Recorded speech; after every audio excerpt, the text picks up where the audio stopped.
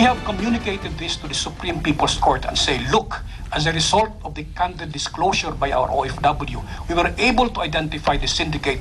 Do not execute because we still need her to identify the other members. Dalawang Pinoy sa China ang nanganganib na tuluyan pong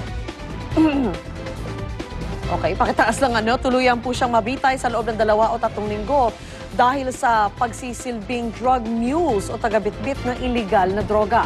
Ayong pangalanan sa ngayon ng DFA ang ating mga kababayan habang inaapela pa ang kanilang sentensya.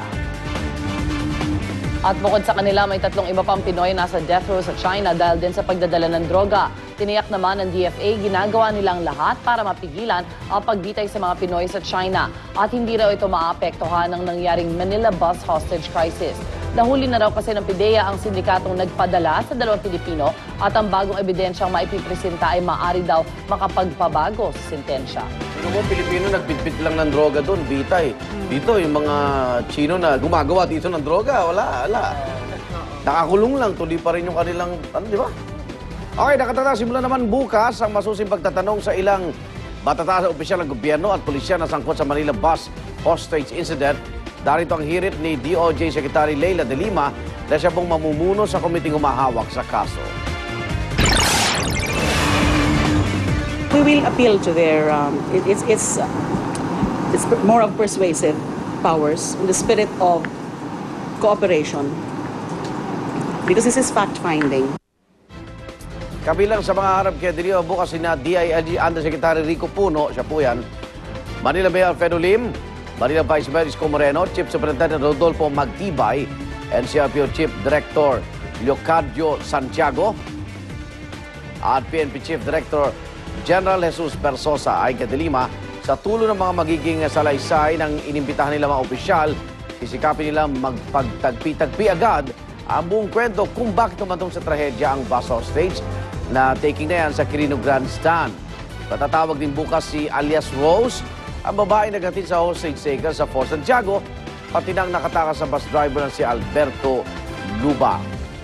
Pero kung si Senator Joker Arroyo ang tatanungin, dapat mausisa pa raw nila ang naging papel ng media sa bus hostage incident.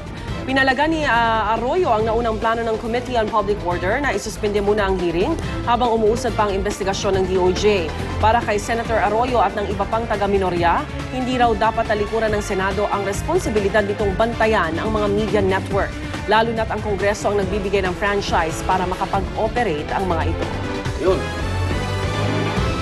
Senator Joker. Uy, Senator Joker, kamusta ka na? Matagal natin siyang hindi nakita. Oo. Samantala, karahasan naman ang nasaksihan sa ilang panig ng mundo sa Lahore, Pakistan. 3 magkakasunod na pagsabog ang yumanig sa isang posisyon doon. Isa sa mga pagsabog na kuhanan pa po ng video. Daming tao.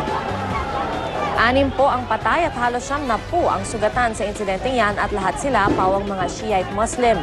Nitong Hulyo, 2 suicide bombing ang gumimbal sa isang shrine kung saan mahigit 4 na po ang namatay.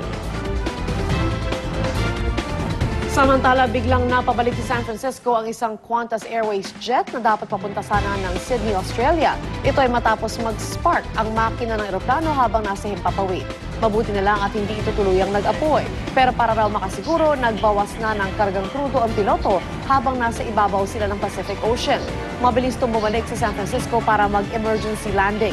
May sakay na mahigit 200 pasahero at crew ang eroplano. Quick thinking on the part of the Hindi pa siya malayo, the pilot. Oo. Yung mga pasahero, ito mo nakikita nila yung spark. parang fireworks. Nakakuha sila ng video. Oo. Toneladang crudo ang binabagsak nila sa dagat. Para pag nagkakaroon ng problema sa eroplano talaga. At ito naman formal lang tinapos ng Amerika ang kanilang kontrol sa bansang Iraq. Sa isang seremonya, inilipat na ng pamumuno ng mga Amerikanong sundalo sa kanilang Iraqi counterparts. Nanguna sa okasyon si U.S. Vice President Joe Biden. Sa kanyang talumpati, pinuri ni Biden ang katapangan ng mga Iraqi sa pagsusulong ng bagong pamahalaan sa kanilang bansa. Sa kabila niyan, may 50,000 sundalong Amerikano pa rin ang mananatili sa Iraq hanggang sa susunod na taon. Pero hindi na raw sila magiging aktibo sa combat operations. It is not our place to tell the Iraqis who should lead, but I strongly urge them to match the courage of their citizens have shown by bringing this process to a close and forming a government. And I trust they will do so soon. Pag hindi, Balik sila. Nandun pa yung troops hanggang next they will year do so soon. Pag hindi, Paiiyakin na naman tayo niyan. Magbabalik sa kanilang mga bahay. Okay, nakakalungkot naman na balita mula sa bansang Bosnia. Mga tuta, hinagi sa ilog ng isang babae. Wow. At ang eksenang ito nakuhanan po sa video at kumalat sa YouTube at Facebook. Bawat nag-share ng naturang video, umaapela sa publiko na tulungan ma-identify kung sino ang babaeng responsable sa pagtatapon ng puppies. Kumbisido naman ng isang animal rights group sa Bosnia na totoo ang nasa video base sa initial na impormasyong nakalap nila. Kaya naman, inilapit na rin ang naturang kaso sa pulisya para maimbestigahan at panagutin ang babae sa video. Hindi naman siguro laruan lang ang hawak-hawak. Gumagaw. Parang bagong panganak ng kung may natural, ano naman ang tuta? Pero ang dikit pa yan. Tsaka malamig yan. Naka-jacket. Sino magkakaroon ng galit sa Di ba yung nasa London, di ba, tinapon yung pusa Siguro sa hindi pa basurahan? nagkakatuta yung babaeng yan. Wow. Di ba? Baka hindi pa siya nagkakatuta kasi galit siya eh. O baka nanganak ang kanyang aso. Tapos yan ayaw ang mga niya. basura. Ayaw niya, maingay, ganon. Pero actually, Bigay niyo sa akin. iwan mo na lang Cute ganun. ng mga Bala na puppies sila, kaya. Mamaya ampon na taambon siya. Nasa na Kahit ngayon yun? pakalat-kalat na lang sila, baka may dumampot pa. No? Pero talagang tinapon. Dito sa Pilipinas, at baka video pa eh. makain pa yung Oo mga nga, sino pa yung nag-video? At saka parang Oo, medyo siya, clear yung barkada video, yun, medyo siguro. malapit yung pagkakuha, di ba? So hindi nagtatago. Dali niyo dito, marami dito gusto magkatuta, di ba? Oo, tama. cute kaya ng Habang tuta. ngayon sa Tuyahan River, lahat ng mga tinatapon doon pumupunta eh. At good news naman mula sa Poland, kung saan ipinagdiwang nila ang pagkakasilang sa isang baby hippopotamus sa isang zoo doon. Lalaki po ang baby hippo pero wala pa siyang pangalan. 2 linggo na ang nakararaan ang ipanganak ang baby hippo. At ngayon lang siya ipinakita sa publiko. May timbang siyang 11 pounds. Nako, moving and kicking. Oy, ang dulas. Mula siya sa lahi ng pygmy hippopotamus na matatagpuan sa mga gubat at swamps ng Africa. Pero dahil nga po sa nasisirang tirahan nila doon, idineklara na silang endangered species. Nasa 3,000 na lang ang mga natitirang pygmy hippopotamus sa buong mundo. Para siyang pinaliguan sa oil, o di ba? Para siyang napaka-oily. Parang cute na hindi, Para siyang baboy. Buo na kaya ang ngipin niyan. Pag-decide. Yung square ng ngipin. Yan kaya ibato ng babae. Sige nga, umabato niya. Ang cute. Maliit din. Parang ano, alkansya, no? Okay, balik ronda report tayo. Naku, isang lumang poste ng kuryente. Bumagsak na po dyan sa barangay Pio del Pilar sa Makati City kanina. Isang bahay po ang nabagsakan ng poste at nagdulot ng brownout sa mga katabing lugar. Detalye atin sa ating Dante Pereiro live mula sa Makati. Dante! Yes, Igan, na pasado alas 2:30 nga ng madaling araw nang maguluntang ang mga tao dito sa panulukan ng Washington Street at Facundo Street dito sa Barangay Pio del Pilar sa Makati. Ito'y matapos sila makarinig ng malakas at dumadagundong na ingay. Sa paglabas nila ay isang kotse na pala at SUV ang nawasak matapos mabagsakan ng may 30 metrong habang biga mula sa isang lumang 2-story apartment. Naputol rin ang isang posteng kahoy ng Meralco matapos madamay ng mahatak ang mga kable na nakakabit dito. Igan, wala namang nasaktan sa insidente pero apektado ngayon ang supply ng kuryente sa 3 barangay dito sa Makati. Yan ay ang Barangay Pio del Pilar, Barangay Bangkal at San Isidro. Sa mga oras na ito naman, Igan, ay nandito na ang mga taga Meralco para ayusin ang kanilang nasirang poste. Igan, yan muna ang latest update mula rito sa Makati. Sa ating pagbabalik mamaya ay ihahatid natin ang mas detalyado at karagdagang ulat hinggil sa pangyayaring ito. Balik sa'yo, Igan. Okay, maraming salamat Dante Pereiro. Nagulat live mula sa Makati. At dahil Burmans... Burmans na nga! I missed it yesterday, so nag-Christmas na naman tayong team. Of course! Love it! Okay, tunay na Christmas is in the air. At kitang-kita na yan sa mga kumukuti-kutitap na display ng Policarpio Street sa Mandaluyong, of course. Kaya nga mga residente doon, inihanda na ang kanilang mga pinaka-aabangang Christmas display.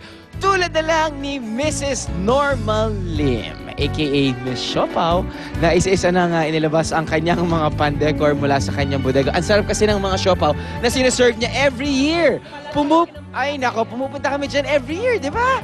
Kayo talaga. Kabilang daw dyan ang kanyang Belen na imported pa mula Espanya.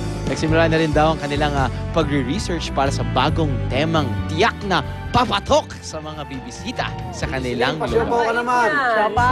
Pati sa Marikina, full blast na rin ang Christmas spirit with matching Christmas jingle pa na pinapatugtog habang naglalabas ng mga Christmas decor ang ilan. Pero pag-aamin nila doon, ang iba nilang kapitbahay all year round naman ang mga Christmas display. Kasi yan yun, di ba? Buong taon, Pasko sa kanila. Pressure. Parang kailangan ko nang ayusin yung bahay mo. Ano pa? Labas mo na mga Christmas ball. Usually after ano pa naman eh. November. November 1 and 2. Labas mo na yung Christmas tree natin, ha? Linisin. Lagyan ng salt, no salt. Nagbigay na tayo ng tip kahapon Kahapon. na salt na yung mga gloves. Samantala, narito ang hirit panahon natin sa atin ni Susie. Susie! Oh, thank you, Igan. Ay, sarap. Alright, magiging maulan pa rin po ang ating Huwebes, Luzon at Visayas, particular na ang eastern sections ng northern at central Luzon. Ayon sa Pag-asa, isang namumuong sama ng panahon ang namataan 170 kilometers sa silangan ng Tuguegarao City. Ang Mindanao naman po, partly cloudy skies, ang mararanasan na may pulo-pulong pag-ulan. So ayan po, ang maulan pa rin po tayo mga mommies at sisikat na ang araw dakong 5:44 at sunset at 6:08. At i-check naman natin ang lagay ng panahon sa iba't ibang dako ng Pilipinas.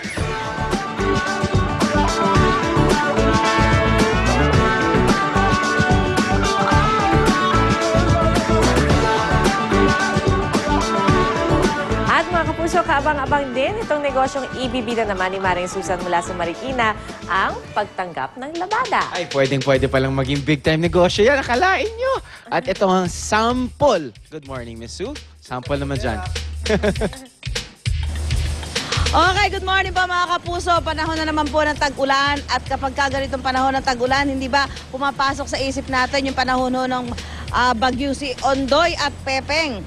Kaya naman syempre pagka ganyan, namang problema yung mga misis natin sa paglalaba. Kaya ngayong umaga po bibisitahin natin ang kakaibang Industrial Laundry Center. Ayan. Ito pong Industrial Laundry Center, ang Kalinisan Steam Laundry, ang nagbigay po ng libreng palaba noong panahon ng Ondoy at Pepeng para ho sa mga kababayan natin na grabe hong nasalanta nitong bagyong ito. Ngayon, alamin ho natin nga kung paano ho ba itong kakaibang laundry center na ito na sinasabing mayroon pong mahigit 50 malalaking machines na ginagamit ho nila sa paglalaba ng kanilang yung mga damit ho na dinadala dito. Malalaking tela ho ito actually. So mamaya ho sa patuloy ninyong pagtutok, ipapakita ho namin sa inyo kung gaano ba kalalaki at kadami yung volume ng damit at iba't ibang klase ng tela na nilalabhan dito. Bibigyan din namin kayo ng tips kung paano yung tamang paglalaba ng malalaking tela, pati na rin ho yung iba't ibang klase ng damit sa ating mga tahanan. So lahat ng yan ay ibibigay namin sa inyo, kaya wag ho kayo aalis, tutok lang kayo dito sa Unang Hirit.